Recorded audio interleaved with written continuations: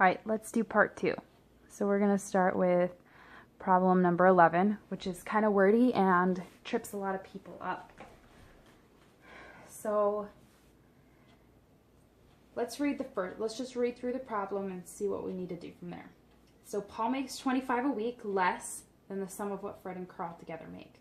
That doesn't give us any information we can work with yet, so we'll move to the next one. Carl's weekly income would be triple Stephen's if Carl made $50 more a week. Well, that still doesn't give us much information to work with, so let's continue on down. Paul makes $285 a week, and Stephen makes $75 a week. Okay, that's a good spot to start with. So let's write down what we've got. So we've got Paul, and we know Paul makes $285. Then we have Stephen,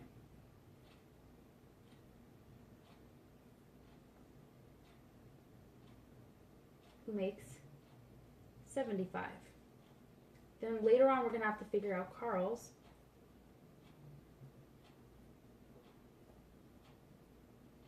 In order to find out how much Fred makes.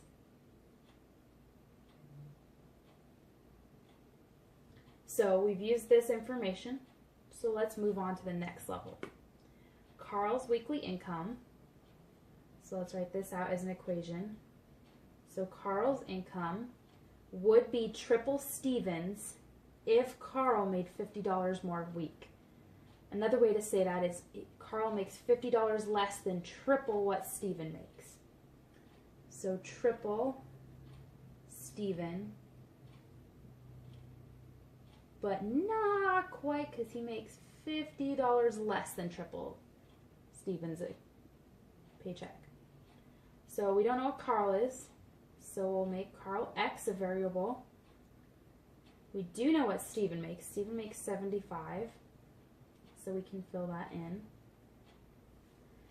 So 3 times 75 equals 225 minus the 50, which means Carl makes $175 a week. So now we can erase that. Okay. So now we've covered this part. Let's move up to this top one. Paul makes $25 a week less than the sum of what Fred and Carl make together. So we already know Paul's. So let's write this here in a different pen. So Paul makes $25 a week less than the sum of what Fred and Carl make together. So if you take the sum of Fred and Carl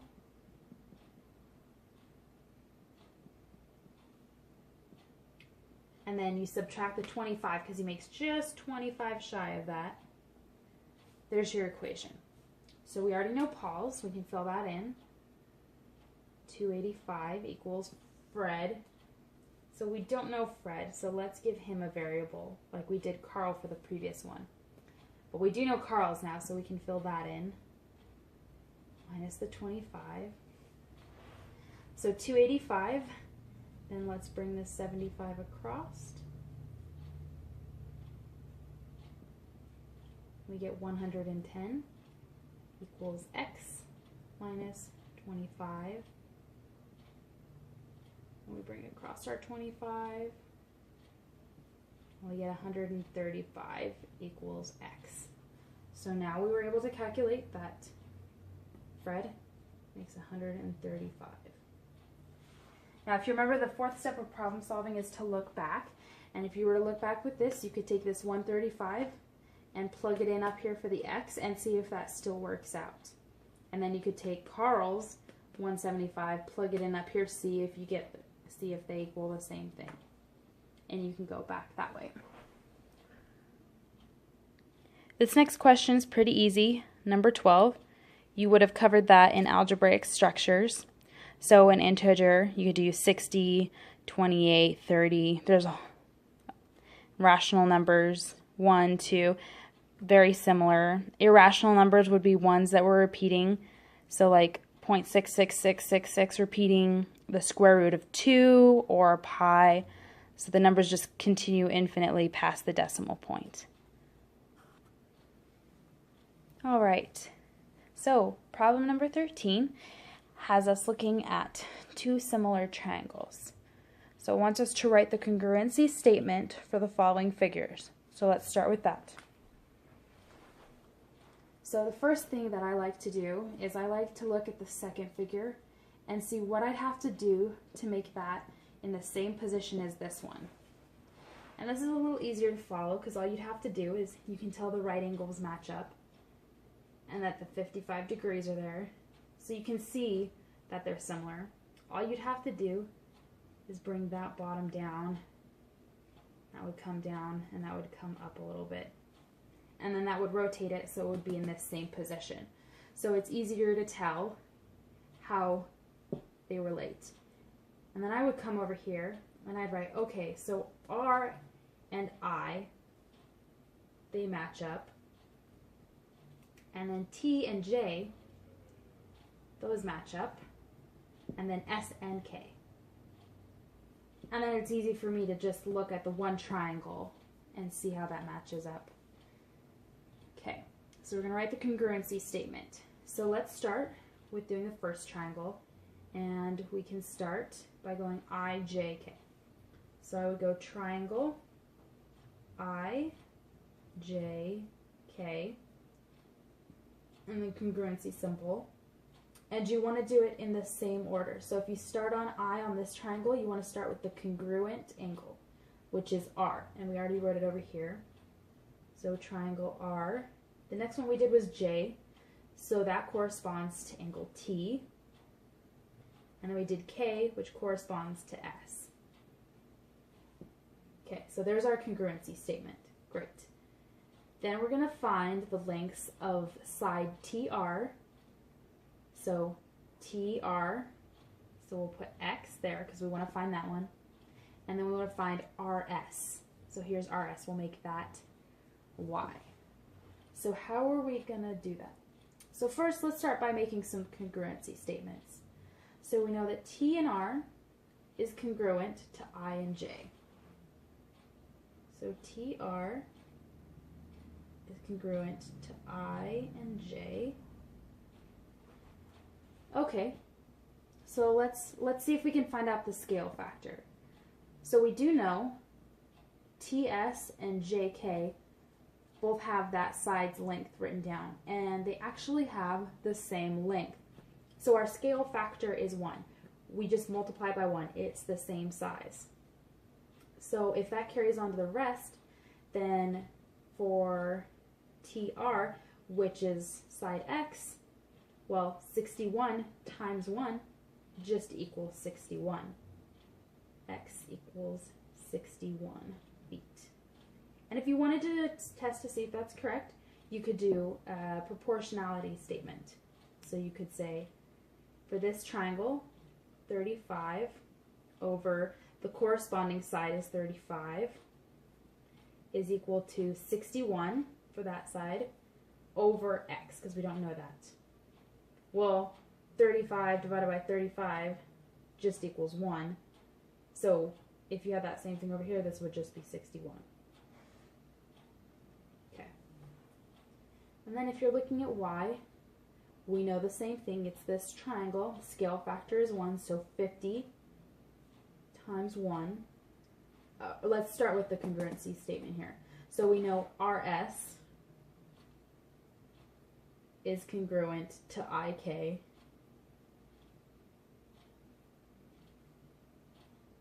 And IK is 50 feet.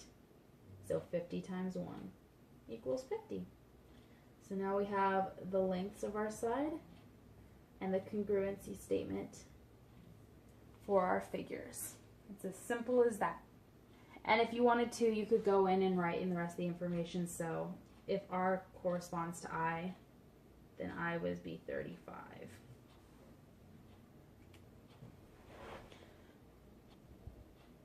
All right, so for problem 14, Mary has a table, and it tells us that Mary's table with these figures here, triangle BCE is congruent to triangle DFG.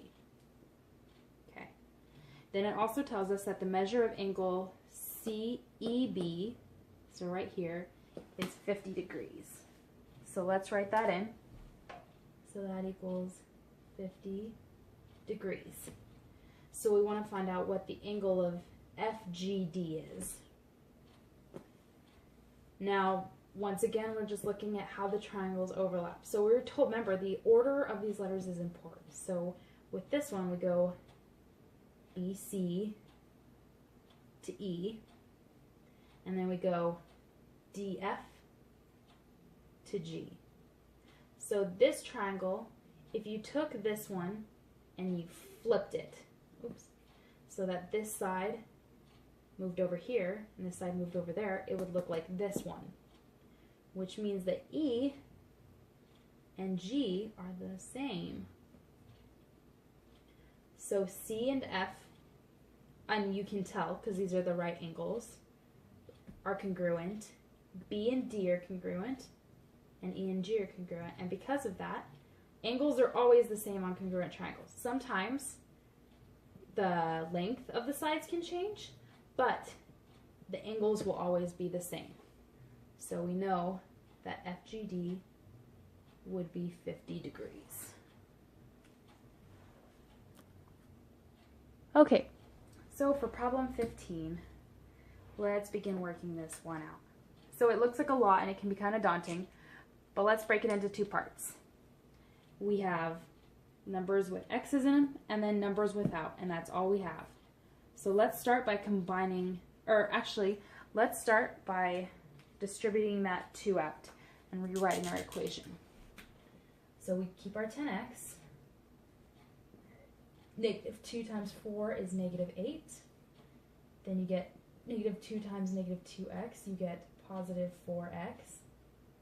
Negative 6, and negative 2 times negative 18 makes it a positive 36x. And then you just write out the rest, which would stay the same.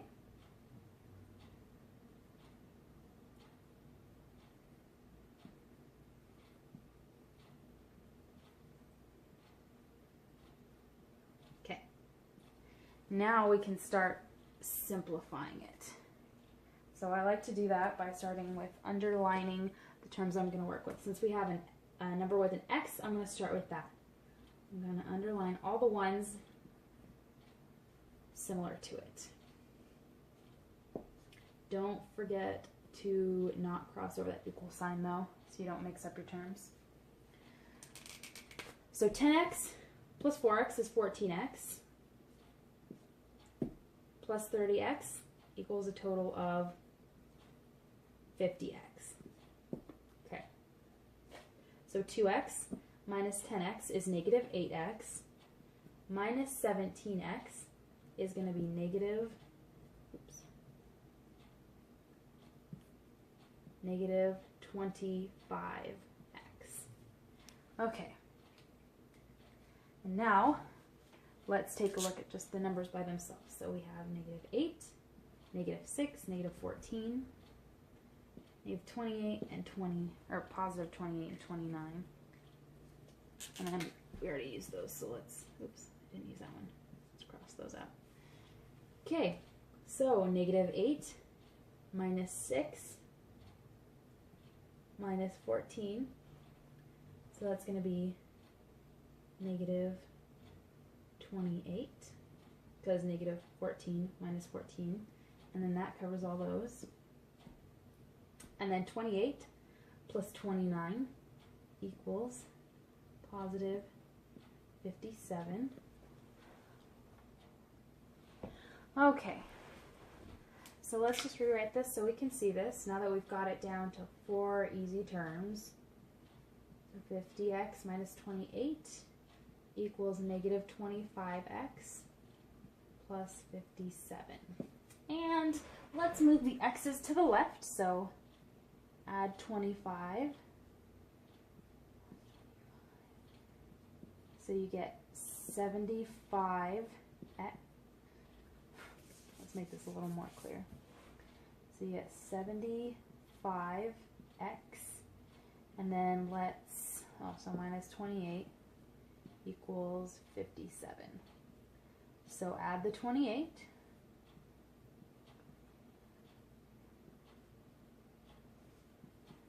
Equals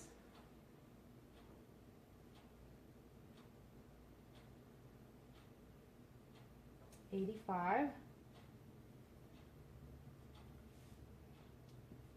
And then you're going to divide that 75. So that x equals